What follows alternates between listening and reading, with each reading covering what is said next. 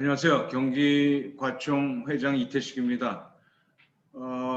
불행 중 다행으로 3단계로 넘어가는 내일이 아니라 오늘 그래도 모임을 갖고 있을 수 있게 돼서 정말 다행스럽게 생각합니다. 어서 빨리 코로나 이 어려운 시기에 우리 모두 건강을 찾고 사회적 건강도 찾기를 기원합니다. 경기도 과총은 여러 가지 세미나를 기획했는데 어저께는 우주건설 그리고 우주자원 문제 해결 그런 세미나도 했고요. 여러분들이 유튜브에 경기 과총으로 들어가면 다 보실 수가 있습니다. 오늘은 굉장히 재밌고 흥미로운 주제를 저희가 잡았습니다. 과학 그러면 우리가 다들 딱딱하게 생각하지만 우리가 레오나르도 다빈치 같은 훌륭한 성각자들을 보면 과학 기술뿐만 아니라 예술, 종합, 인문 이런 것들을 다 하는 그런 종합시대 때가 있었고 이제 21세기는 많이 세분화가 돼서 엔지니어링도 많이 갈라져 있고 그 다음에 과학기술도 많이 갈라져 있습니다. 이제는 좀 더 인문사회적 측면에서 또 철학적인 측면에서 과학기술을 좀 봤으면 좋겠다. 그래서 과학기술이 기술적인 것으로만 인류 문명에 도움이 되는 것이 아니라 문화적으로도 좀 도움이 될 수 있는 그런 과학과 예술, 과학과 문화, 과학과 연극 이런 주제로 재미있는 세미나를 갖도록 하겠습니다. 첫 번째 연사는 아마 장석공 교수. 장석공 교수는 한양대학교 경영대학 교수인데 IT나 또 철학 인문 쪽으로 굉장히 앞서가는 학자입니다. 그래서 첫 번째 연설은 장석공 교수를 모시겠고요. 두 번째 연설은 정인범 대표로 훌륭하게 사회생활을 마치고 제2 모작의 시작으로서 연극과 시 이런 인문학적인 전문가가 됐습니다. 그래서 그분한테도 과학과 기술에서 그다음에 인문, 사회, 예술이 발전이 어떻게 되나를 모시고 듣겠습니다. 토론자는 또 조금 이따가 다시 소개해드리겠습니다. 우선 한양대학교 장석공 교수를 모시겠습니다. 뜨거운 박수로 모시기 바랍니다.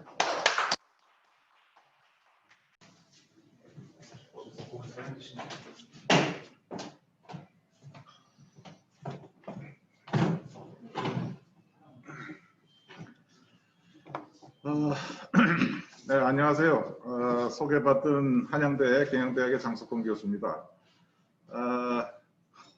상당히 재밌는 그 주제를 받고 제가 제 전공이 이제 경영학인데 특히 그 중에 이제 정보기술 쪽인데 정보기술에서 좀 떨어진 얘기를 하게 됐습니다.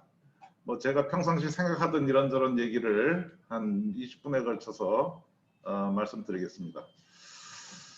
우선 첫 번째는 과학과 예술의 차이입니다. 과학과 예술이 과연 뭔가 하는 건데 여기 보시는 것처럼 그림이 있죠. 이 그림은 소위 말하는 그 프락탈의 모습입니다. 이거를 우리는 뭘로 인식할까요? 과학으로 인식하시는 분도 있을 거고 또는 저거를 어떤 미술로 인식하시는 분도 있을 겁니다. 그 다음 그림은 하늘에서 찍은 강하구의 모습입니다.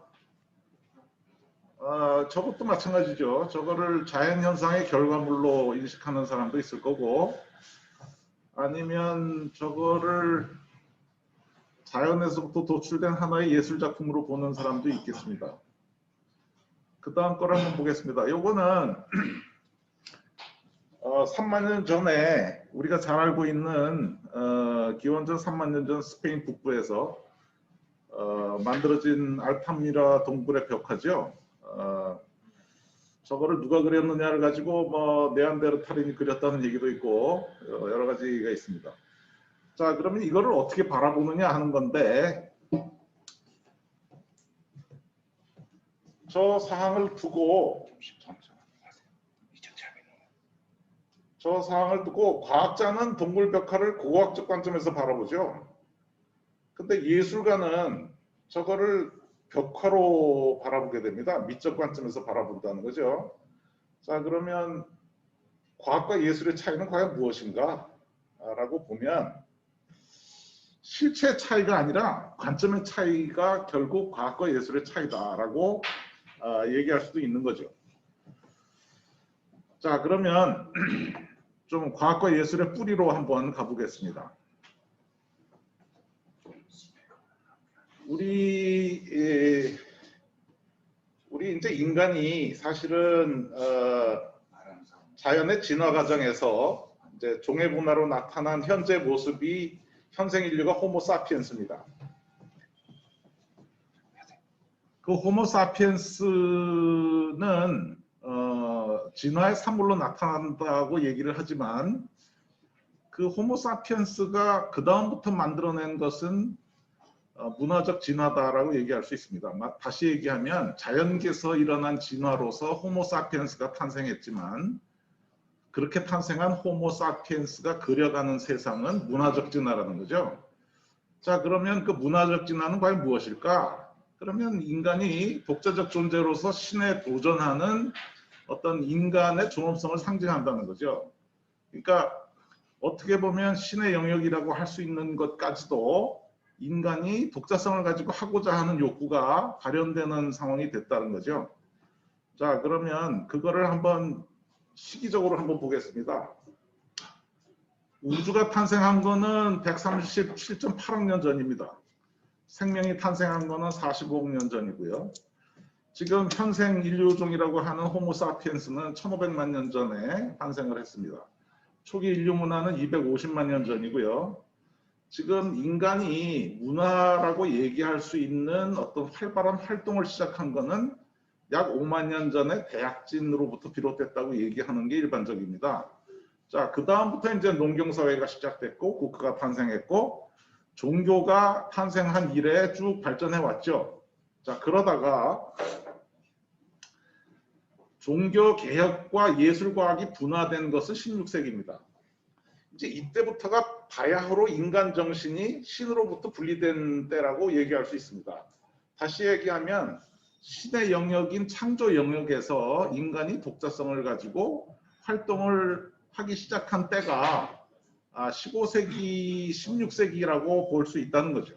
자, 그 이후의 발전 속도는 아마 우리가 거의 가늠하기 어려운 빠른 속도로 발전을 해왔죠. 자, 그러면 이런 문화적 종의 분화라고 하는 문화의 진화는 어떤 결과로 지금 왔는가라고 보면은 지금 이제 처음에 종교로부터 출발해서 정치 이렇게 가던 것이 과학, 예술, 경제, 경영 이렇게 해서 이제 다양화됐습니다.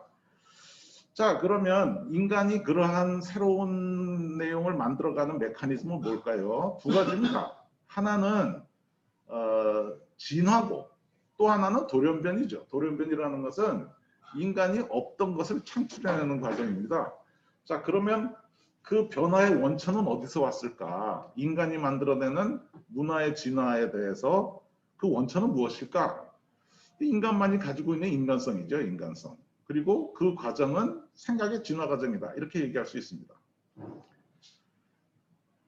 자, 그러면 과학과 예술의 뿌리는 문화적 진화인데 그 결과가 어떤 것일까라고 보면 일종의 여기 보시는 것처럼 그 진화의 결과는 다양성이라고 얘기할 수 있습니다. 그 다양성에는 뭐 이 문명의 발전이라고 하는 큰 모습, 다양한 모습을 그려볼 수 있을 거고요. 그거를 미술 영역으로만 한번 보겠습니다. 지금 르네상스로 인해서 그 이후에 그려진 그림들은 그전 그림들에 비해서 다릅니다. 그것은 신의 영역으로부터 독립된 인간이 독자적인 세계를 그리기 시작했다는 거죠. 그래서 르네상스, 바로크, 인상파 해서 현재까지 오고 있고 여러 가지 미술 사조를 거쳐서 지금은 뭐 피카소 이래 굉장히 다양한 어떤 창조적 문화의 창조 과정이 만들어지고 있습니다. 그것이 지금에 와서는 소위 말하는 팝 아트라는 쪽까지도 가고 있고 전통적인 고전적 아트하고는 개념이 전혀 다른 그런 모습으로 진화하고 있는 것을 볼 수 있습니다. 자, 최근에 와서는 그 모습이 어떻게 가고 있죠? 최근에는 이제 미술이 단순히 평면을 넘어서 3D 공간으로 확장됐습니다. 그게 이제 설치 미술이고, 그 다음에 일부는 행위 미술로도 가고 있고요. 또 재밌는 현상은 과학으로부터 발견된 내용이 표현되는 예술. 그 옆에 나와 있는 그 프락탈의 모습은 사실은 알고리즘으로 인해서 그려진 그림입니다. 근데 알고리즘이 그린 그림을 우리는 예술로 본단 말입니다.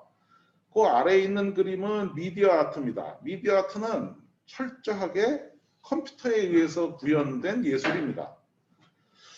그러면 지금 이제 모양으로 보면은 과학이 예술의 수단으로 지금 쓰이는 단계까지 오고 있는 거죠.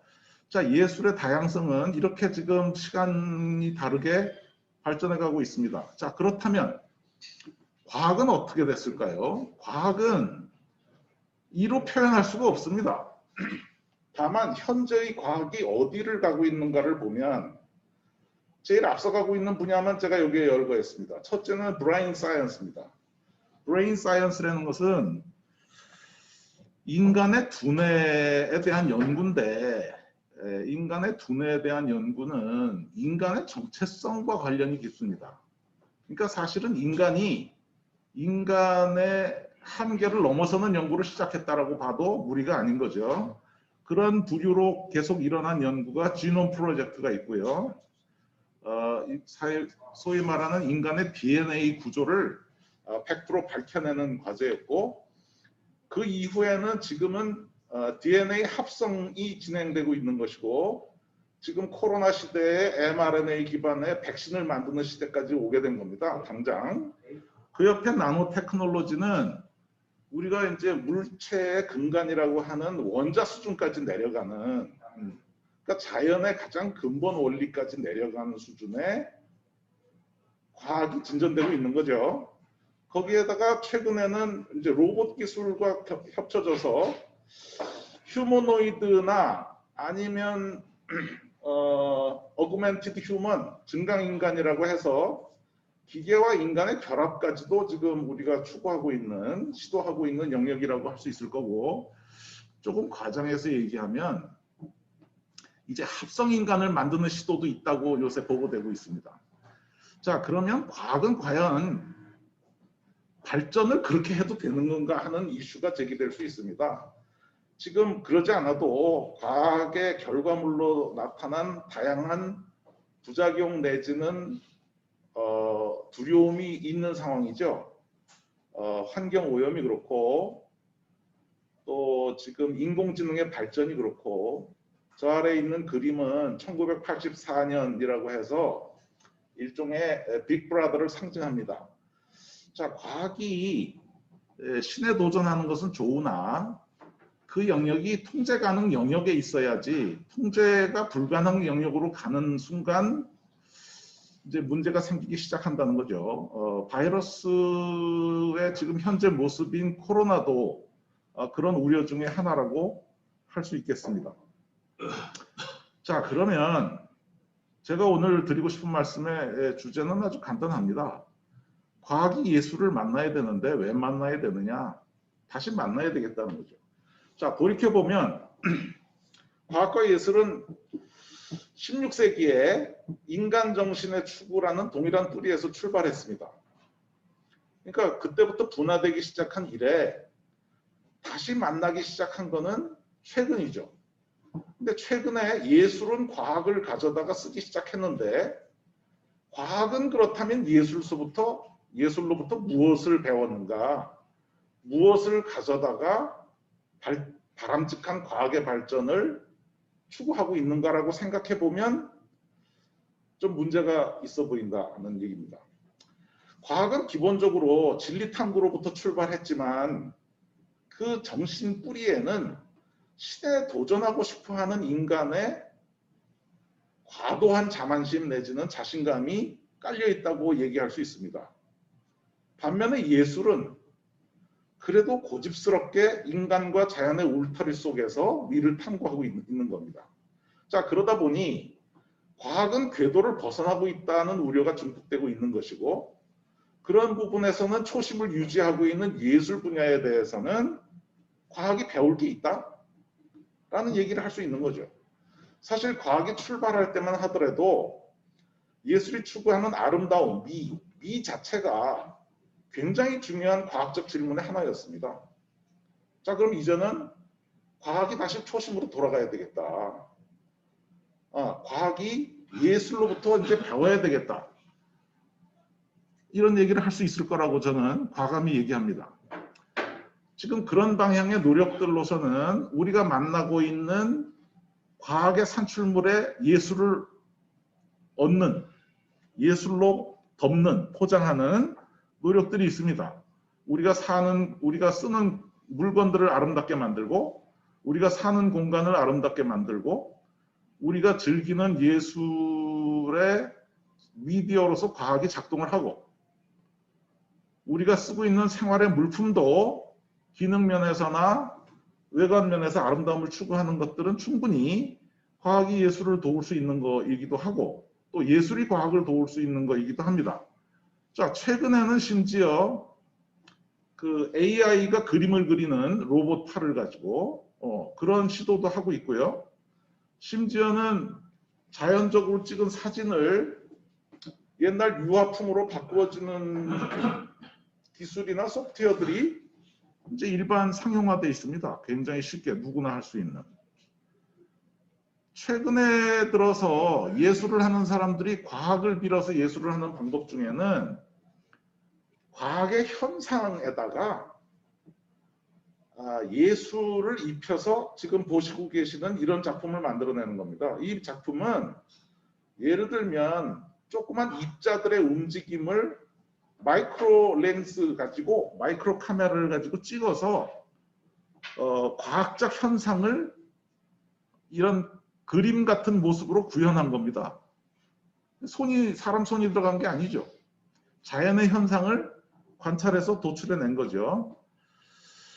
자, 그러면 지금 현재 과학과 예술은 그동안 너무 떨어져 갔는데, 독립적으로 발전을 해왔는데, 예술은 출발할 때의 초심, 인간 정신이라고 하는 출발할 때의 초심을 그대로 유지해 가고 있으면서 일종의 자연에 대한 경외심을 가지고 있다라고 볼 수 있을 것 같습니다. 왜 그러냐면 과학에 내재된 현상으로부터 예술 작품을 만들어내고자 하는 자세가 여전히 유지되고 있다는 거죠.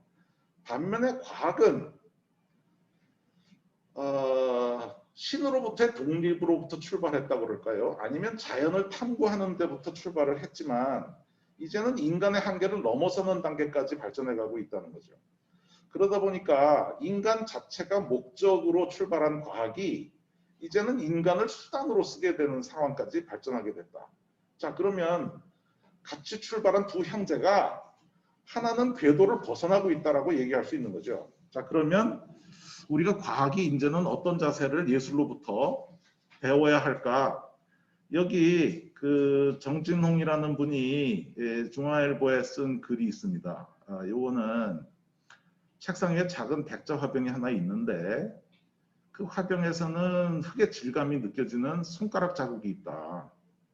그 자국으로부터 도공이 홀로 고독하게 토막에서 몇 날 며칠 흙을 이겨내 그릇을 빚고 그거에 불을 떼가지고 화병을 만들고 그 작업을 했다라는 거죠. 이 작업을 아무도 보는 사람이 없고 하지만 그 결과물인 저 거친 토병으로부터 거친 요 도자기로부터 우리는 그 저거를 만들어낸 작가의 혼과 기를 우리가 느낄 수 있다는 거죠. 그러니까 사실은 그 저변에 깔려 있는 혼과 정신이 훨씬 중요하다라는 거죠.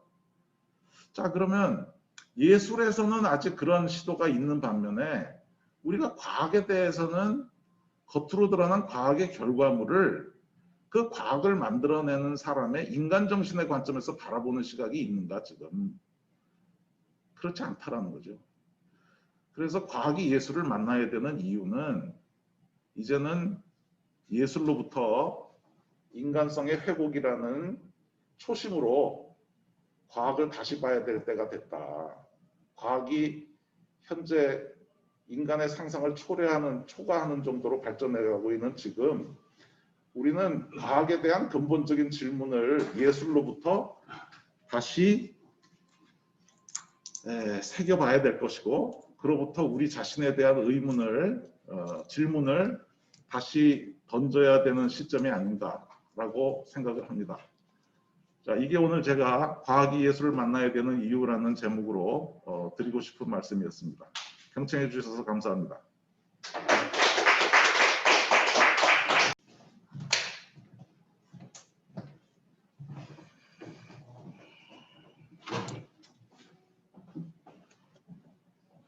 안녕하십니까. PSP 대표를 맡고 있는 정인모입니다. 오늘 우리 경기과총의 큰 테마 주제가 과학과 예술이에요. 그리고 존경하는 우리 장석권 교수님께서 과학과 기술은 왜 만나야 되는지, 사실 거대 담론인데 20분에 걸쳐서 아주 잘 요약을 해주셔서 저는 서론격은 얘기할 필요가 없지 않은 것 같습니다. 저는 그래서 제가 최근에 겪은 이 과학 기술인으로서 예술하며 산 개인적인 체험을 흔적으로 여러분한테 제공하면서 앞으로 이 포럼을 보시는 분들이 자기 인생을 사는데 조금은 참고 자료가 되지 않을까 싶어서 한번 따로 준비해 봤습니다. 저는 공학도로서 학교를 마치고 한 33년을 소재 부품 전문 기업에서 쭉 과학기술인으로서 생활을 하고, 최근에 이제 이 PSP 파우더 솔루션스 파트너라는 그런 작은 소재 관련되는 전문 컨설팅을 하는 그런 회사의 대표를 맡고 있습니다. 그러다 보니까 최근에 여기 보신 것처럼 한 5개 회사의 기술 고문을 맡고 있습니다. 아주 재밌게 자유를 만끽하면서 제 인생 제3막을 하고 있습니다. 그런데 이제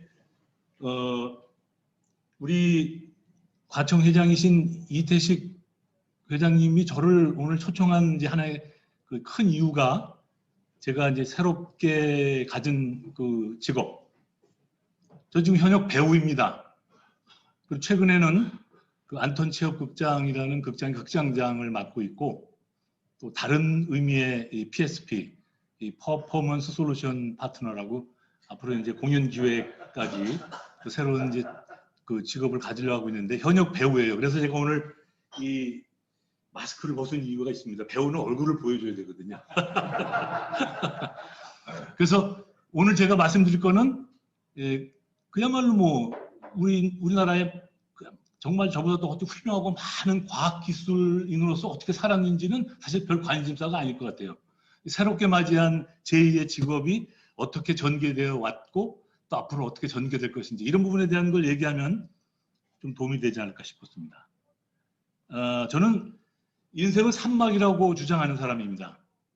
나서 30살까지 양육되고, 또 마지막으로 저는 이제 공학도로서 이제 학교를 졸업했습니다만, 그리고 사회 진출해서 30부터 이제 60세까지 100% 과학기술인으로 살았습니다. 그리고 이제 2017년부터는 인생 3막, 60부터 하느님이 저한테 이제 건강을 허락해 주시면 한 90까지는 현역으로 살라고 있는데, 자, 그 시점에서 여러분 모든 장막 연극, 3막이나 4막 모든 장막 연극을 보면요, 클라이먹스는 3막에 있습니다. 혹시 인생 1막이나 2막에서 자기가 만족하지 못한 그런 삶을 살았더라도 마지막 3막에 클라이맥스가 있기 때문에 좌절하거나 실망하지 말고 3막을 잘 준비하면 될 것 같아요. 이제 그런 관점에서 제가 이제 개인적으로 이 3막을 맞이하면서 앞으로 무엇을 하고 살 것인가 하는 자문을 하게 됐어요. 이거 이제 여러분 잘 아는 회사, 사과 회사의 모토죠. 다르게 생각하라. 앞으로 내가 살 인생은 지금까지 살아온 과학기술인으로서의 그런 연장선에서 살 것인가, 아니 뭔가 좀 다른 생각을 할 필요가 있지 않을까 하는데 생각을 미쳤어요. 그래서 무엇이 하고 싶은지 자문을 해봤습니다. 제가 그 20대 때 청춘을 바치면서 공학도라기보다는 이제 공연하는 그 연극 그 배우로서 몇 년을 미쳤던 기억이 있었어요. 그래서 앞으로 3막은 이 과학기술인으로서의 자세는 견질하되 이 공연 예술가로서 한번 내 새로운 삶을 꿔보면 어떨까? 이런 생각을 했습니다. 주경야연이죠. 낮에는 과학기술인으로 살고 밤에는 연극을 하며 한번 살아보자. 근데 이제 가장 두려운 거는 과연 그 내 안에 그 배우로서의 불씨가 아직 남아 있을까? 그 불씨가 꺼졌다면 아무리 제가 하고 싶어도 프로들이 저를 받아주겠어요? 이제 그런 제 나름대로의 이제 걱정을 하면서 시작을 했어요. 아까 우리 장 교수님이 소개한 이 다빈치 이 사람이 이제 과학자 그리고 예술가로서 그 어느 한 곳에 치우치 않고 자기 인생을 불사른 그런 대표적인 사람입니다. 그래서 저 어떤 사람이 그 모나리자하고 다빈치 얼굴을 이렇게 합성을 해서 만들었어요. 모나리자의 얼굴이 다빈치 자신의 얼굴이라고 하는 그런 또 논문도 썼다고 합니다. 어떻든 이제 그런 관점에서 결국은 좀 전에 장 교수님이 얘기한 과학과 예술이 만남이죠. 만남? 이게 그 그리스 시대에는 테크네라는 용어로 예술과 기술이 통합된 개념으로 썼대요. 그러다가 어찌어찌 해가지고 로마 시대 거치고 이제 아트 오브 테크놀로지 두 개로 이제 서로 결별하는 그런 이제 과정을 겪고 있답니다. 지금은 이제 과학과 예술은 별개죠. 근데 이 만남이라는 단어가 저는 마음에 안 들더라고요. 이 님의 침묵, 우리 한영훈 선생의 이 시를 보면 사랑도 사람의 일이라 만날 때에 미리 떠날 것을 염려하지 않고 경계하지 아니한 것은 아니지만 이별은 뜻밖의 일이 되고 놀란 가슴은 새로운 슬픔이 터집니다.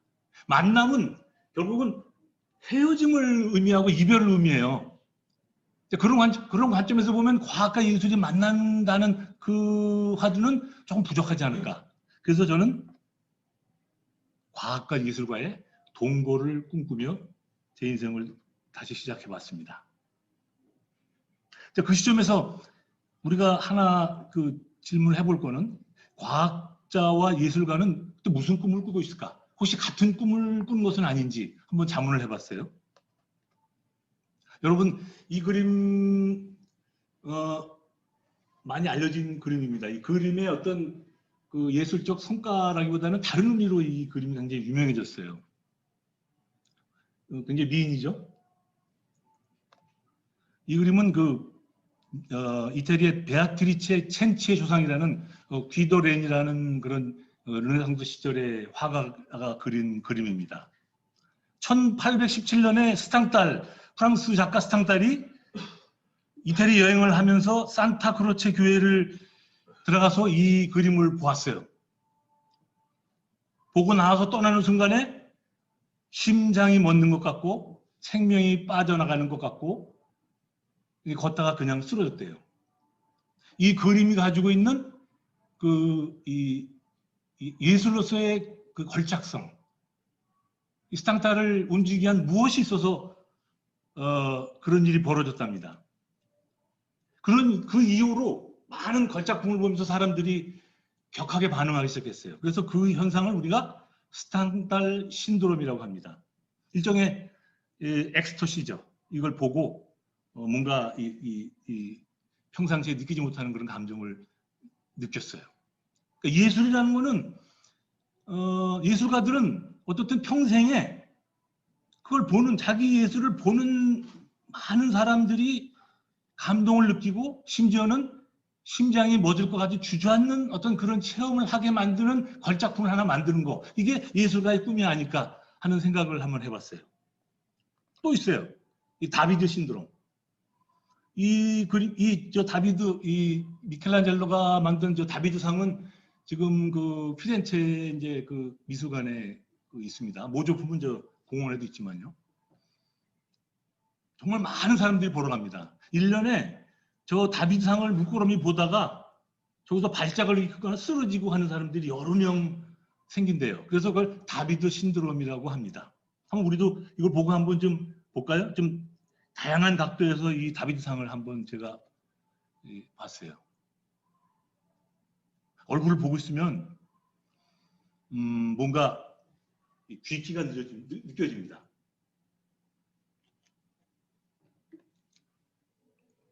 앞에 근육, 허벅지 근육, 팔, 다리 어마어마합니다. 진짜 인간의 손보다도 더 인간의 손같이 대리석으로 표현을 했어요. 이 다비드, 이 저 목동이었죠. 그 돌팔매질 해가지고 골리앗을 무찌르는 그 발도 정말 리얼하게 표현되어 있어요. 이 작품이 미켈란젤로가 불과 26살 때 시작을 해서 약 3, 4년, 30살 되던 해에 완성을 했다 그래요. 근데 우리가 이 다비드상을 보면서 아, 예술가의 삶은 바로 이런 작품들을 하나 만들고자 하는 그런 삶이 아닐까 하는 그런 생각을 해봤어요. 그럼 과학자는 어떨까? 우리 과학자는, 과학기술인은 이 유레카, 우리가 모르는 어떤 진리, 원리를 깨닫게 됐을 때, 그때 이 아르키메데스가 기원전에 목욕탕에서 그 부력의 원리를 발견하는 순간에 부끄러운지도 모르고 발가벗고 진리를 발견한 기쁨으로 뛰어갔다는 그런 전설. 이게 과학기술인이 가지고 있는 하나의 신드롬 아닐까요? 내가 평생에 정말 누구에게도 자랑하고 싶은 훌륭한 그런 발견, 깨달음을 갖는 거. 이게 과학기술의 하나의 꿈인 것 같아요. 유레카죠. 여러분들은 혹시 살면서 이런 유레카를 몇 번이나 체험해 봤겠습니까? 근데 재밌는 거는요. 보통 우리가 지금 시칠리 섬에 있는 거기 시라쿠사라는 그런 뭐 왕국이 있었는데 거기는 어떤 왕관이 이게 진짜냐 가짜냐 뭐 이런 거를 네가 알아내라 그래서 아르키메데스가 그걸 때문에 고민하다 알았다고 하는데 사실은 조금 더 진실에 가까운 건요. 제가 옆에 이렇게 멋지게 생긴 그 배를 하나 해놨는데 그 히어론이라는 왕이 아르키메데스한테 그 해에 이집트 왕에게 선물할 범선 2,000톤짜리 범선. 그 당시로 보면은 이 지중해를 떠다니는 배들의 한 40배 크기의 그런 배를 만들라는 명을 받았고 그 배의 총 감독자였답니다. 저거 2,000톤에 뭐 어마어마한 화물을 싣고 저기 뭐 목욕탕도 있고 뭐 수영장도 있고 그랬대요.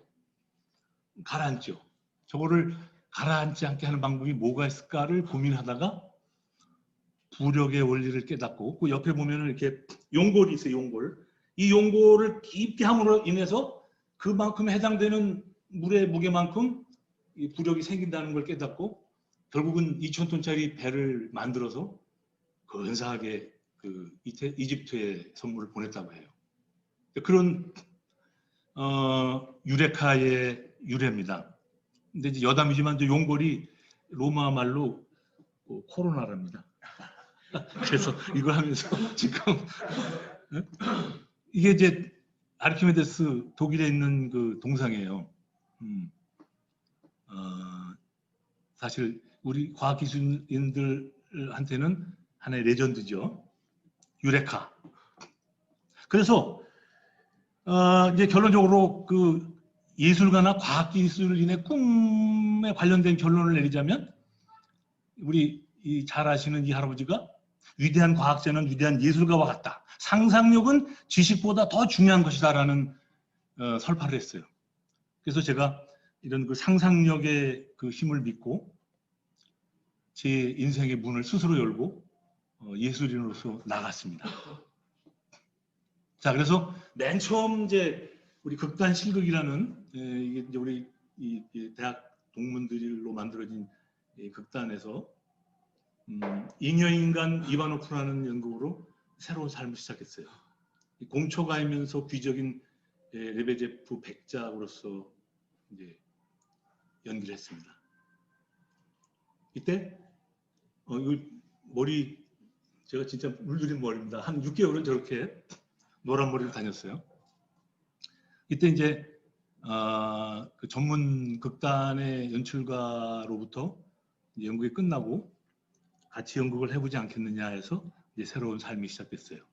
그래서 안톤 체홉 극장이라는 극장에서 러시아의 문호인 안톤 파블로비치 체홉을 만납니다. 우리가 보통 유럽 서양의 연극하면은 이제 당연히 셰익스피어로 생각하죠. 셰익스피어 4대 비극, 뭐 햄릿, 오셀로, 또 뭐 있나요? 리어왕, 맥베드. 근데 사실 이 문학을 조금 아는 유럽 사람들 만나면요, 이 셰익스피어도 셰익스피어지만 러시아의 이 안톤 체홉을 알면 배우가 달라져요. 인문학 깊이를 안다고 느끼는 거죠.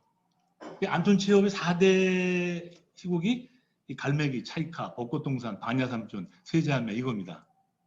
그래서 제가 최근 3, 4년 동안에 여기 있는 4대 비극 중에 갈매기, 벚꽃동산, 반야삼촌을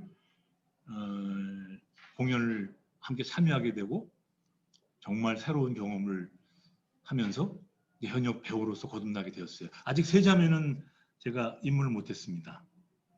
이게 이제 차이카, 갈매기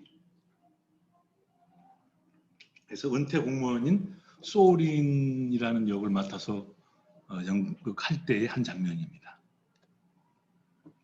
이 벚꽃동산, 이 안톤 체홉이 만든 희곡 중에 가장 이제 걸작이라고 하는 벚꽃동산, 이 소위 말해서 이 몰락해가는 귀족 가예프 역할을 맡았어요.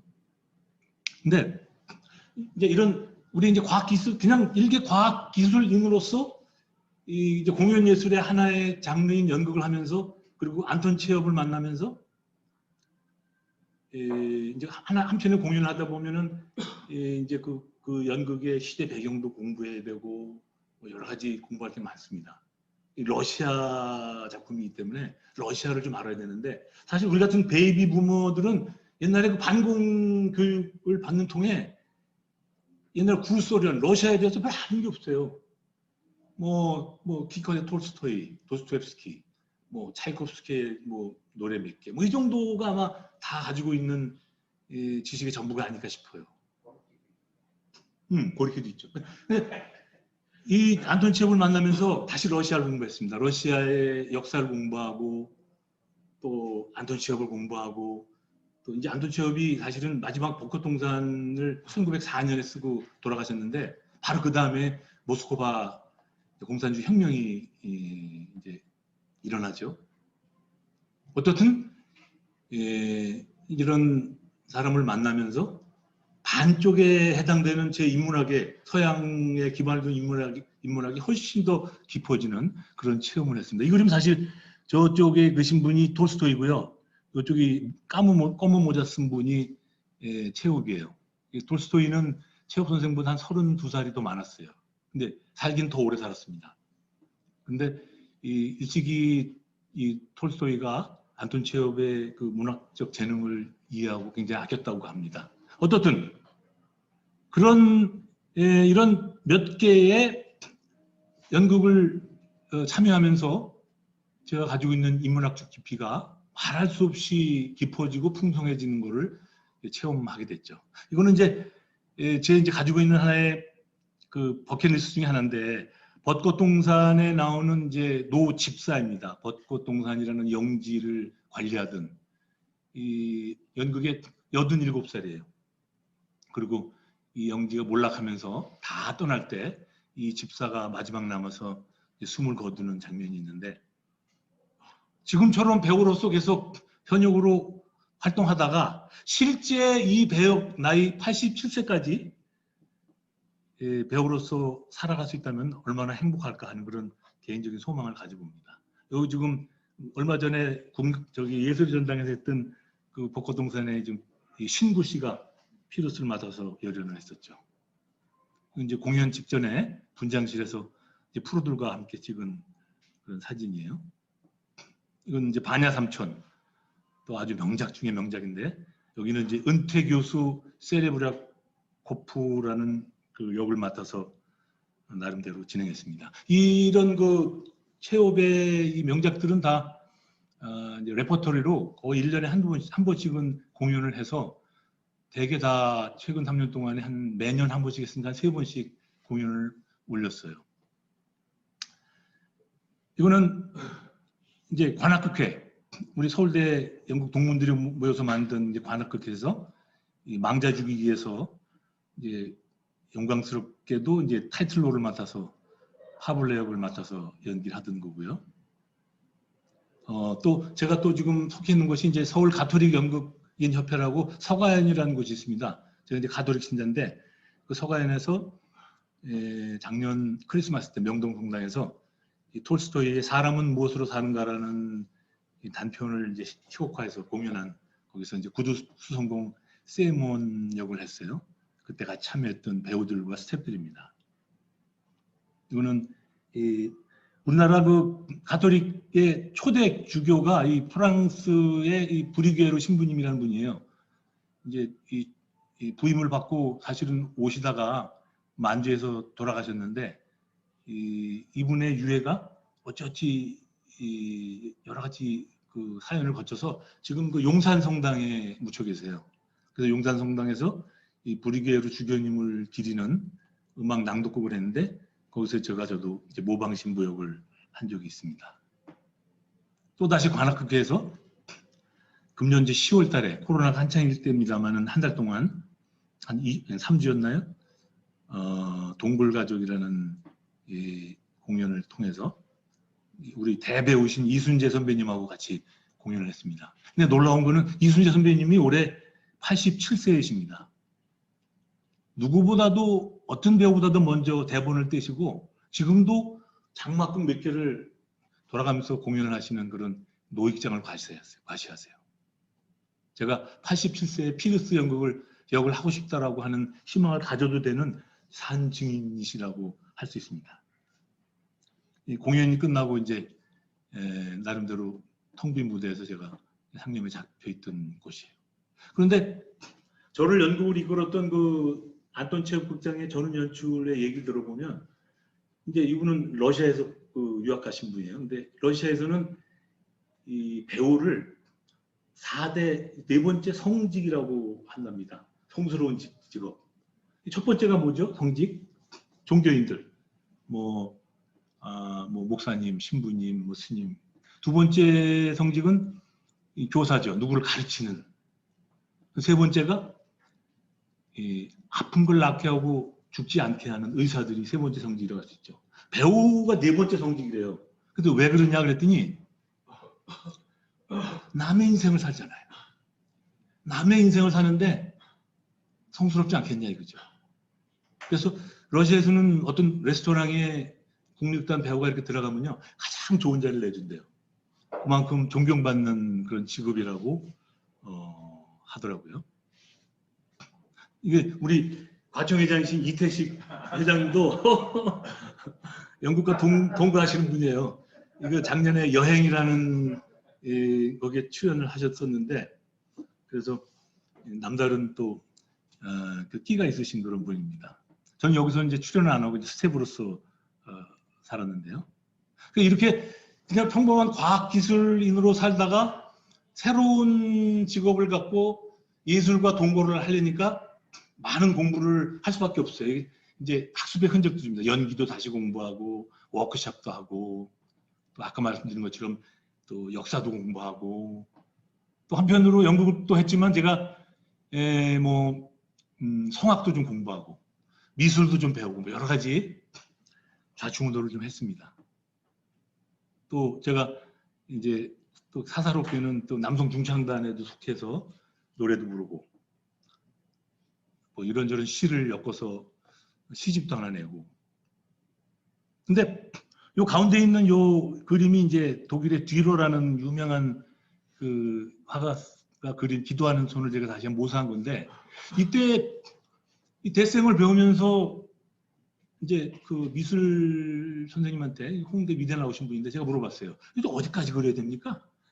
완벽이라는 게 있는 겁니까? 했더니 이분이 아주 진지한 마음으로 미술은 정답이 없어요. 100점이 없습니다. 선생님이 여기까지 그리면 그 선생님의 예술품입니다. 이렇게 얘기를 하더라고요. 또 그 무렵에 또 같이 성악을 또 공부하고 있었는데 성악 그 레슨 하시는 선생님 똑같은 얘기예요. 그때 이제 김동진 선생의 모니저라는 그런 가곡을 공부하고 있었는데 어디까지 해야 완벽한 겁니까? 선생님이 부른 이 노래가 사실은 어떤 프로보다도 더 듣는 사람한테 감동을 줄 수 있어요.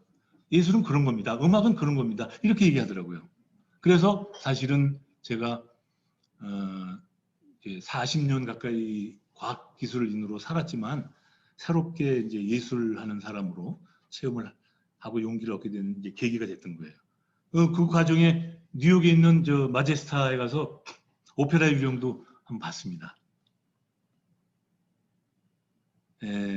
이 모든 그 예술의 체험은 결국은 완벽한 자유를 기반으로 해야만 즐겁고 그다음에 성과가 있고 다른 사람들한테 보여줄 수 있는 게 아닌가 싶어요. 그 가운데 여행도 저한테는 완벽한 자유를 줬던 그런 또 체험입니다. 멋있죠? 저기가 어디일까요? 크로아티아. 이태리하고 크로아티아 사이에 아드리아해라는 어느 해변가인데 거기서 마시던 그 한 잔의 생맥주의 맛이 아직도 생생합니다. 자, 지금 몇 년째 제가 과학과 예술과 동거를 했다고 했죠. 근데 그 동거를 해보니까 여기 지금 이제 폴 호건이라는 그 미국의 이제 화가가 이런 말을 했어요.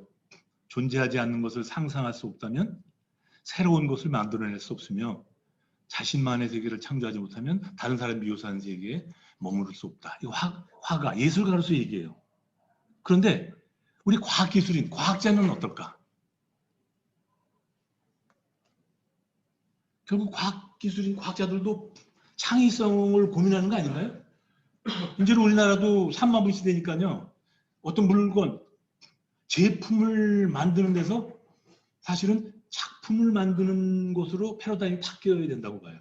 거기에는 기초에 창의성이라는 것이 기반이 돼야 되고 제가 이렇게 체험을 해보니까 창의성은 이 낯선 것과의 만남인 것 같아요. 그래서 그 저 구글 우리 토크햇 구글이라고 이 구글에서는 오래전부터 사내에 뭐 무슨 작가, 뭐 음악인, 뭐 체육인, 뭐 정치, 뭐 우리 사회 여러 분야에 종사하는 많은 사람들을 불러다가 끊임없이 토론을 하고 그 토론에는 그 구글 가족 어느 누구도 마음 놓고 언제든지 참여할 수 있는 그런 이 프로그램을 아주 오래전부터 운영을 하고 있어요. 그거는 바로 이 창의성, 이 과학기술, 과학자들이, 엔지니어들이 이런 다양한 낯선 것과의 만남을 통해서 좀 더 그 존재하지 않는 것까지도 상상해서 만들 수 있는 어떤 그런 능력을 키우고자 했다는 논리가 아닐까 싶습니다. 최근에 보니까 그 대전의 그 카이스트도 이런 비슷한 프로그램을 가지고 운영을 하더라고요. 근데 아직은 제가 아는 한은 일반 기업들은 그 정도는 아닌 것 같아요. 일반 기업은 그냥 일이라는 울타리 안에 들어가면은 열심히 일해야 되는 것. 울타리 안에서 일의 성과와 무관하게 이런 창의성을 위해서 배려하는 어떤 그런 문화는 아직은 없지 않는가 싶습니다. 자, 마지막으로 이제 좀 더 흥미로운 사실을 그런 관점에서 제가 한번 좀 찾아봤어요. 그랬더니 이 서양 사람들이 어떤 걸 한번 연구를 해봤냐면 1901년부터 2005년까지 노벨상을 받은 과학자들을 모아놓고 그렇지 않은 과학자들과의 여러 가지를 비교하는 가운데서 취미를 한번 비교해 보았대요. 근데 명백히 다른 것이 하나 있는데 노벨상을 받은 과학자들은 모두 예술을 즐기는 사람들이더라 이거죠. 그래서 조사를 해보니까 노벨상 과학자들은, 수상자들은 음악 관련된 취미를 가질 확률이 2배, 미술 7배, 공예가 7.5배, 공연 예술은 무려 22배가 높았다고 합니다. 한마디로 노벨상 받지 않는 과학자들보다 그런 친구들보다 더 많이 연주하고 더 자주 그림을 그리고 더 오랫동안 공부를 만졌다는 거예요. 여러분 아시다시피 아인슈타인 아주 바이올린 광이었다고 해요. 이 사람이 뭐라고 했냐면 상대성 이론은 직관적으로 떠오른 것이며 그 직관을 떠오르게 한 것은 바로 음악이었다. 나의 새로운 발견은 음악적 지각에 따른 결과였다. 이렇게 얘기하고 있어요.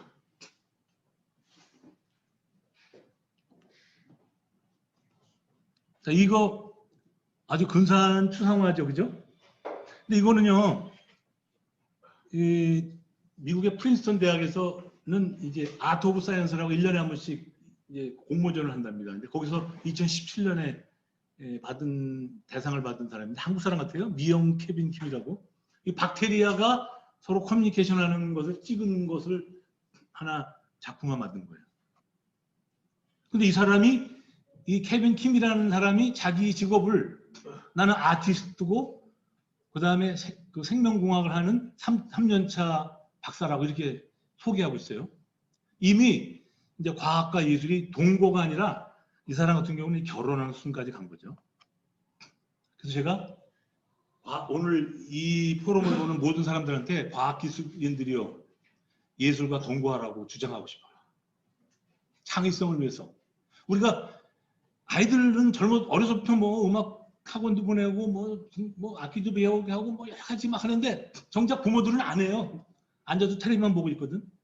치맥을 하거나. 이제라도 우리 과학기술인들은 예술과 동거할 필요가 있을 것 같아요. 자, 그래서 저는 이제 앞으로도 이 파우더 솔루션스 파트너라는 회사의 대표로서 컨설팅 업무를 한 것과 함께 안톤 체홉 극장에 속해 있는 배우, 극장장, PSP 대표로 살아가려고 합니다. 그런데 이제 새로운 제 비즈니스를 하면서 하나 큰 위안이 되는 거는 제 개인적으로는 PSP에서 생기는 수입의 10%는 제가 공연 예술에 도네이션을 하려고 하고 있어요. 우리 사회가 정말 그 큰 자본이 많이 생기고 진짜 돈 많은 사람, 돈 많은 조직, 돈 많은 회사들이 많아졌는데 아직도 예술, 문화는 아직도 걸음마 단계입니다. 왜냐? 많은 예술인들이 제가 겪어보니까 돈이 없어요. 그러다 보니까 전부 정부에서 지원하는 프로그램에 의존하고 있어요. 깊어질 수가 없습니다. 지금이라도 많은 기업이, 개인이 메세나 아무런 조건 없이 예술이 풍성해지기 위한, 인문학이 풍성해지면 그런 기부 문화가 생겨나서 이 과학과 예술이 동거가 아니라 결혼하고 다시 거기에 아이들을 많이 낳는 그런 경지까지 갔으면 하는 그런 소망을 가지고 오늘 조금 시간이 지체됐습니다만은 제 그 말씀을 한번 준비해봤습니다. 감사합니다.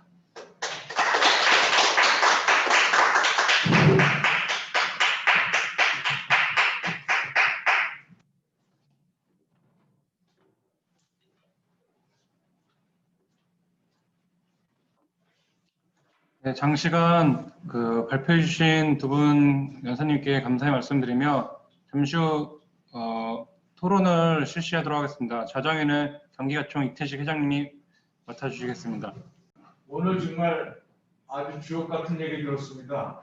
평소에도 존경하는 장석권 교수와 정인범 대표지만 이렇게 흥미롭고 재미있는 과학과 예술에 대한 각자 생각을 말씀해 주셨고 또 우리 정인범 대표는 프로로서 전향한 것을 오늘 말씀해 주셨는데 굉장히 평소에 아는 정인범 대표보다 훨씬 더 큰 거인인 것을 저희가 알았습니다. 제 오른쪽에 두 분의 토론자를 모셨습니다. 박영걸 선생님은 지금 현재 창덕여고에서 영어 선생님을 하고 계십니다. 여기도 백그라운드가 대단히 힘들었는데 서울 공대를 다니다가 어려운 점이 있어서 잠시 쉬었다가 사대를 졸업해서 지금 현재 영어 교사 선생님을 맡고 있습니다. 역시 연극을 하시는 분이고요. 또 제 오른쪽에는 갑자기 이름이 생각이 안 나네. 뭐 편하시게. 박병의 대표는 에코 BHL이라고 환경 업계의 새로운 신생아로서 태어나서 유기물질을 20분 내지 30분, 예를 들면 속도에나 대입동 같은 게 6개월 걸리는데 그것을 한 20분에 해결할 수 있는 그런 신기술을 갖고 회사를 만들었습니다. 이 두 분한테 토론을 의뢰하겠습니다. 그 전에 사실 뭐 사회자가 이렇게 정리한다는 건 맞는지 모르지만 제가 볼 때 흥미로웠던 말씀만 잠깐 얘기를 하면 과학이 예술이 만난 이유를 인간성 회복이라는 데에 중점을 뒀고 그것도 우리가 역사적으로 우리 청동기 시대 때부터 얘기를 해서 현재까지 넘어와서 그 과학 또 예술 모두 초심으로 과학을 다시 보자 이런 의미로 말씀해 주신 장석근 교수님 정말 감사드리고요. 많은 좋은 사진들 정말 감사드립니다. 또 하나는 이 정인곤 대표의 공감이 갑니다. 인생은 선박이다. 그래서 영살부터 30대까지 30대에서 60대까지 그리고 또 60대 초반에 계신데 이 수많은 시간을 우리가 같이 보냈다고 그래도 과언이 아닌데 그 단 하나 프레싱크 디퍼런트라는 그 하나의 주제로 아마 살았던 것 같고 평소에도 시인이자 여러 가지 부르는 점이 많았었는데 정말 좋은 프레젠테이션 들었습니다. 그 다음에 미켈란젤로의 다비드도 생생하게 우리가 현지에서 보는 것 같은 느낌을 들었고 아르키미데스의 유력가는 사실 우리가 안 것보다 훨씬 깊게 말씀해 주셔서 감사드리고 결국 제 느낌은 그 표현을 하나 하자면 상상력이 중요하다. 또한 존재하는 것을 상상한다. 존재 안 하니까 상상을 하겠죠. 그렇지만 지식보다도 상상력이 더 중요하다는 것은 적극적으로 공감을 하고 있습니다. 러시아의 성직과 교사와 의사와 배우 그 네 가지 중에 저도 두 가지는 해본 것 같고 그 중에서도 남의 인생을 산다는 배우를 작년에 한 사진도 여러분들이 보셨습니다. 그러나 우리 정인곤 대표의 다양한 성악도 중창단도 했고 미술도 했고 시도 했고 여러 가지를 다 하는 것 부럽기 짝이 없습니다. 몇 가지 저도 했었지만 아주 새로운 인생 선박을 사는 것에 대해서 감사드립니다. 오늘 모신 분이 둘 다 박씨이신데 박영거 선생님이 먼저 말씀해 주시고 그다음 박병의 대표님이 말씀해 주시고 어떨까 생각이 듭니다. 약간 좀 크게 하셔야 마이크가 들릴 것 같습니다. 예, 두 분의 과학과 예술에 대한 두 분의 관점에서 오늘 인간성의 추구에서 나온 과학과 예술이라는 측면하고요. 그다음에 과학과 예술에서 우리가 창의성을 가장 중요하게 생각하는 그런 면을 말씀하시는데 저는 교사 입장에서는 너무나 와닿는 얘기고요. 그래서 많은 분들이 이런 관점에서 생각하고 생활 속에서 예술과 함께 했으면 좋겠다는 생각이 많이 들었습니다. 잘 들었습니다. 지금 제 생각 네. 장석근 교수님께서 말씀하신 인간성의 추구에서 과학과 예술이 비롯되었다라고 하시는 부분은 저는 살짝 처음에는 약간 낯설게 들렸는데 들으면서 그 같다는 생각을 하게 됐고요. 그리고 현재 예술을 얘기하고 현재 과학을 얘기하면서 인간성의 추구의 과학이 예술을 보고 많은 점을 배워야 한다는 점에서 공감을 많이 했습니다. 그래서 그 공감하면서 살짝 저는 이제 그 약간의 그 의구심 하나 들었습니다. 장석원 교수님께서는 예술은 아직 인간과 자연의 그 테두리 안에서 아름다움을 찾고 있다라고 하시면서 과학은 이제 그 인간의 그 한계를 넘어서는 영역을 지금 추구해 가고 있고 어느 정도 좀 나가고 있다라고 말씀하시는데 거기서 저도 이제 과학이 인간의 한계를 넘어서 가는 부분에 대한 우려가 상당히 저도 큰 편이고요. 하지만 아까 말씀하신 것처럼 예술도 저는 살짝 좀 그렇지 않는가 하는 생각을 했습니다. 아까 전에 그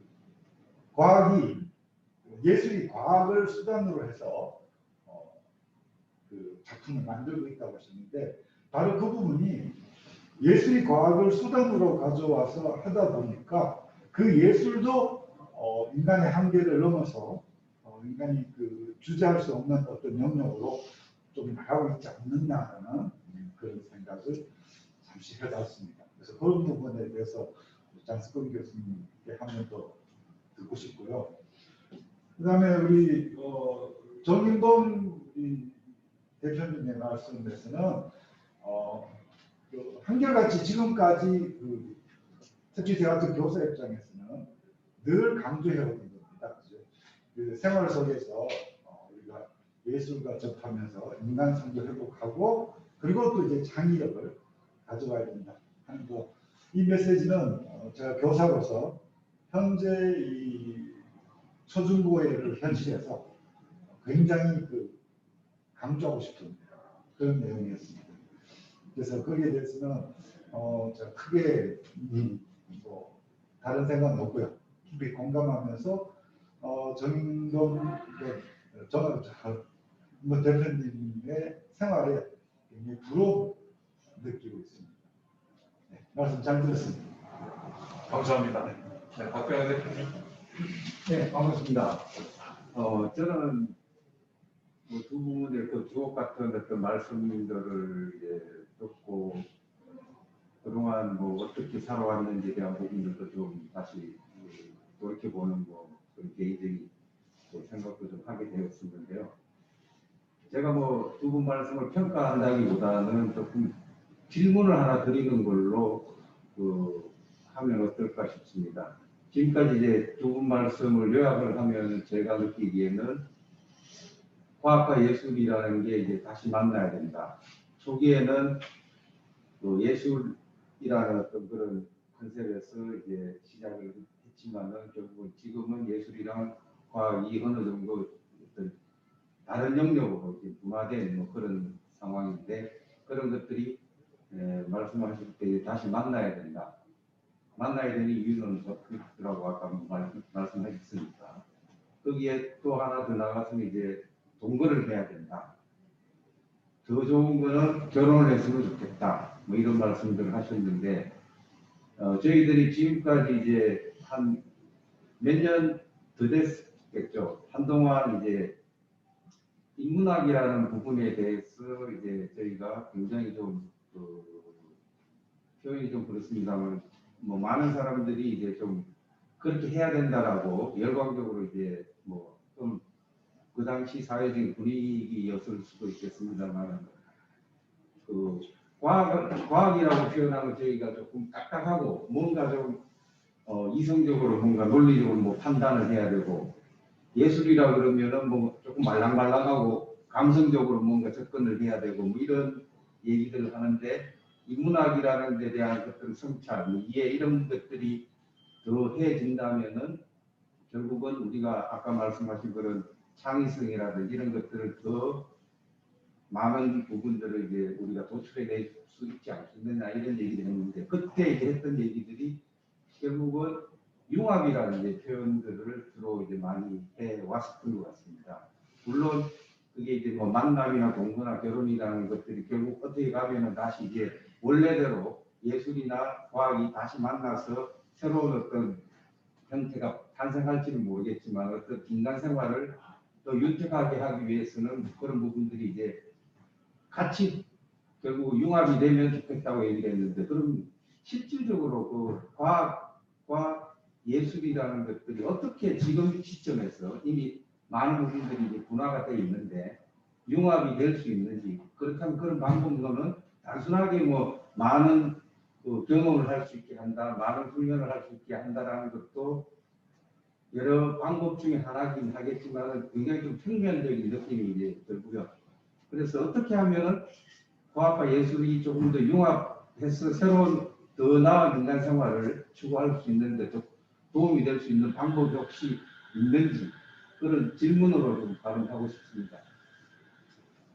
예, 감사합니다. 이 촬영상 발표자들이 거기 계시는 것보다 토론자가 들어가시고 발표자가 좀 나오셔서 정리를 끝내는 게 좋을 것 같습니다. 감사합니다, 토론자. 박영근 선생님과 박경혜 대표님이셨습니다.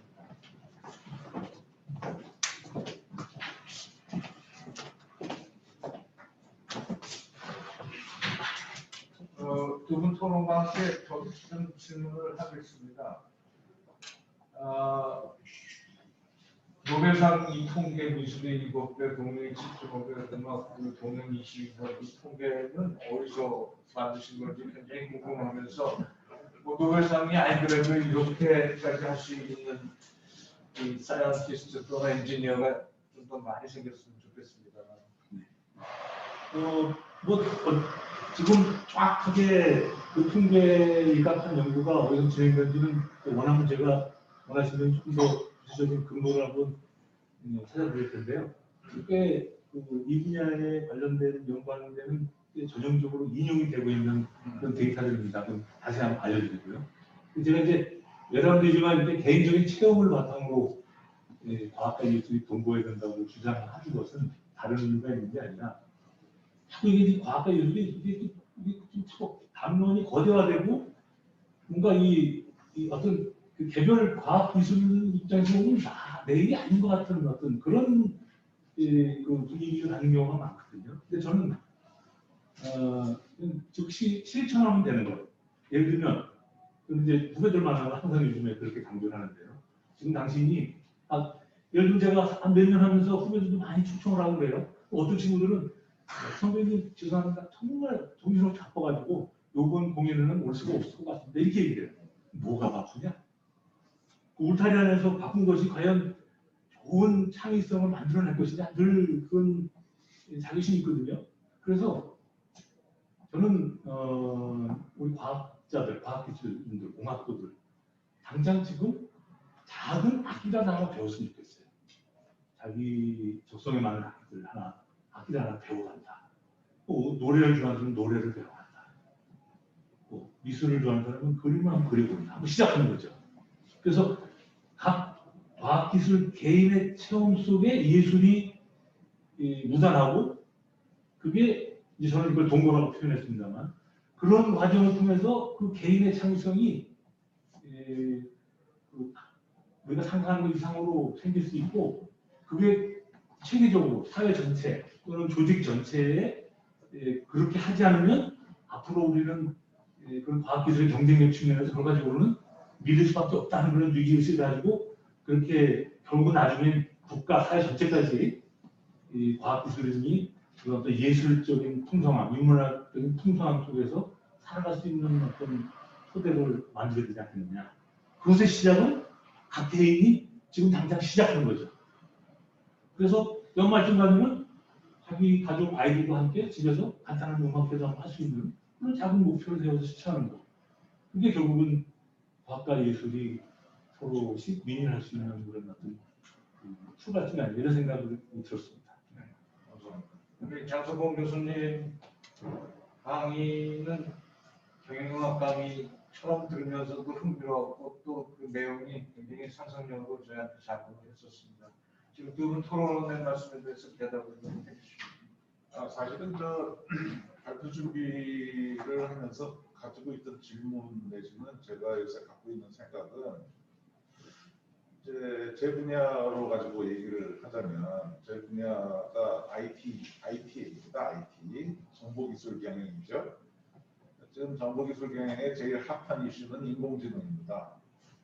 자, 인공지능이 발전되면서 이제 여러 가지 문제가 야기되는데 인공지능이 이렇게 본격적으로 나오기 전까지 그래서 뭐 커즈와일이 얘기하는 뭐 특이점이 온다. 그래서 인간을 초월하는 인공지능이 만들어지는 여전히 하는 얘기들을 하고 있는데 인공지능에 대한 연구가 진전되면서 제기되는 문제는 뭐냐면 인공지능이 앞으로 어떻게 갈 것인가가 아니라 역으로 인간이 무엇인가라는 문제에 부닥치게 됐다는 거죠. 그러니까 지금 과학과 예술이 지금 아까 우리 저기 박영걸 선생님이 얘기하신 예술도 지금 인간의 범위를 벗어나는 것 같다는 얘기도 그런 면에서는 타당합니다. 왜 그러냐면 이제 과학이 예술을 수단으로 사용한다라든지 예술이 특히 아까 얘기하신 것처럼 예술이 과학을 수단으로 사용한다라고 융합을 수단으로 바라봤을 때 생기는 문제는 뭐냐면 본질적인 질문에 다다르게 된다는 거예요. 그러니까 소위 말하는 인공지능이 만든 예술 작품을 예술이라고 할 수 있느냐 이런 문제에 부닥친다는 거죠. 그러면 지금 소위 말해서 이제 DNA 지놈 프로젝트는 10조 이상이 들어간 프로젝트인데 그 결과물로 지금 어떤 일이 일어나고 있는가를 보면 진짜 유전자 조작을 통해서 인간 DNA를 조작된 인간을 만들겠다는 시도도 있다라는 뉴스를 제가 접했어요. 자, 이게 지금 저는 그래서 목표라는 것에 좀 방점을 두고 싶었던 거죠. 왜 그것을 해야 되는가? 지금 수단이 너무 앞서가다 보니 경영학적 관점에서 보면은 너무 돈 내지는 뭐 경제 쪽으로 초점이 맞춰져 있지 우리가 왜 살아야 되는가? 우리가 뭐를 추구하는가라는 것을 잊어버렸다는 거죠. 그러니까 그런 의미에서 우리 정인범 대표처럼 사는 목표 왜 살아야 되는지 우리가 어디 향해서 가야 되는지가 진짜 중요한 건데 그것이 그렇게 먼 것이 아니라는 거죠. 우리 사는 모습에 있다라는 거죠. 근데 과학자가 예를 들어서 과학에 너무 심취하다 보면 과학에만 자기가 가고는 있는데 왜 하는지에 대한 답을 못 구한다는 거죠. 그런 의미에서는 결국 출발점으로 돌아갈 필요가 있다. 그리고 융합의 모습, 우리 박병혜 대표가 얘기하신 융합의 모습은 제 생각은 그 두 가지, 과학과 예술을 하는 생각이 융합되는 거라고 생각해요. 모습이 융합되는 건 어렵다고 보지만 그 근저에 있는 예술의 근저에 있는 생각과 과학을 하는 근저에 있는 생각은 같아야 된다는 거죠. 왜라는 거에 답을 할 수 있어야 된다. 그래야 우리가 생각할 수 있는 미래가 우리 정인범 대표가 그리는 아름다운 삶, 아름다운 세상이 될 수 있을 것 같다는 생각을 하기 때문에 저는 목적이라는 것에 좀 방점을 두고 싶었습니다. 목적에 대한 관점과 또 왜 인간인가에는 추구하는 그 관점 상당히 좋은 것 같습니다. 두 분 오늘 강연자 훌륭한 분들을 모신 거에 대해서 아주 영광스럽게 생각하고요. 또 토론자 두 분도 좋은 질문과 좋은 대답 감사드립니다.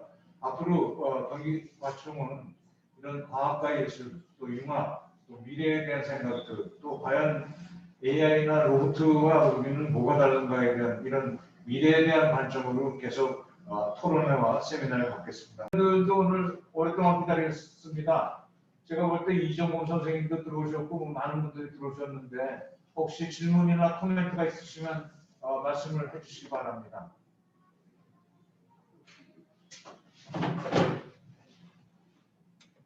박정현 선생님도 계시고 또 김문일 교수도 계시고 지종우 선생님도 계신 것 같습니다만 임경민 선생님도 들어오셨네요. 네. 엄재석 대표는 저 인도네시아에서 들어왔습니다. 마이크 한 말씀 해주시죠. 엄재석 대표님 인도네시아. 반갑습니다. 그 음을 소거해 주세요. 마이크의 음. 예. 이태식 교수님 안녕하십니까? 네. 네, 이내천 멤버로 대표로서 저기 인도네시아에서 참여를 하게 되었습니다. 좋은 말씀 네. 잘 들었습니다. 특히나 이제 과학기술인이 예술과 동거해야 된다는 점에서 상당히 저도 감명 깊게 받았습니다. 저도 나름대로 기술인으로서 30년 인생을 마치고 다시 지금 제2의 인생으로서 살아가고 있는데 가끔 뭐 글쓰기도를 지금 하고 있습니다. 근데 제가 드리고 싶은 거는 우리 과학기술인들한테 유튜브를 한번 좀 추천을 좀 해보고 싶습니다. 그래서 유튜브도 일종의 예술의 장르로서 발전할 수 있기 때문에 사실 연극이나 어떤 이런 거 하기엔 조금 저희들한테 부담이 되고 손쉽게 경험 있는 기술자들이 할 수 있는 예술의 장르라면 유튜브를 한번 추천을 해보고 싶습니다. 그래서 기회가 되면은 유튜브 관련 세미나라든가 우리 기술자들을 위한 영상 이런 것도 한번 좀 준비해 주셨으면 감사하겠습니다. 네, 이상입니다. 감사합니다. 원재석 대표님. 사실 코로나가 아니었으면 인도네시아에 가서 저희가 공연을 하기로 했었습니다. 시립급에서 공연을 하기로 했었고 준비도 했었는데 그것이 참 어려운 점이 있었습니다. 저것 다 티켓까지 다 사놨습니다. 예, 고생들이 많으십니다. 엄 대표님도 유튜브 저거를 나중에 정리가 되면은 코로나 정리되면 꼭 오세요. 와서 저 공연 좀 하시죠. 저희들 열심히 홍보해서 많이들 참석시키겠습니다. 제가. 예, 건강하십시오. 감사합니다. 인도네시아에서 네, 감사합니다. 오셨습니다. 네, 회장님. 그다음에 다른 분들 또 계십니까? 김문일 교수님 들리세요? 홍철상 교수님. 예, 이 박사님. 예, 한 말씀 해주시죠. 뭐. 너무 새로운 내용이라서 아직까지 머리가 띵합니다. 전혀 다른 차원의 요즘 화상 세미나하고 많이 하는데 뭐 전부 코로나가 어떻고 뭐 이런 얘기만 하는데 오늘 생각밖에 전혀 타이틀부터 조금 뭔가 하고 관심을 가지고 들어갔었는데 전혀 다른 분야의 얘기가 막 겹쳐서 나오고 그러니까 오늘 단순히 받아들이기는 많이 힘듭니다. 자주 이런 자리 참여하도록 하겠습니다. 예, 홍철상 교수님은 저 환경 분야에 아주 권위자이십니다. 감사합니다. 감사합니다. 환경의 김문일 교수님도 들어오셨는데 혹시 네, 홍 교수님 뭐 마이크 잡았으니까 한 말씀 더 하셔야 되겠어. 지금 화면에 나왔어. 다른 분 또 말씀하시죠. 네, 감사합니다. 박종현 선생님이나 김문일 교수님.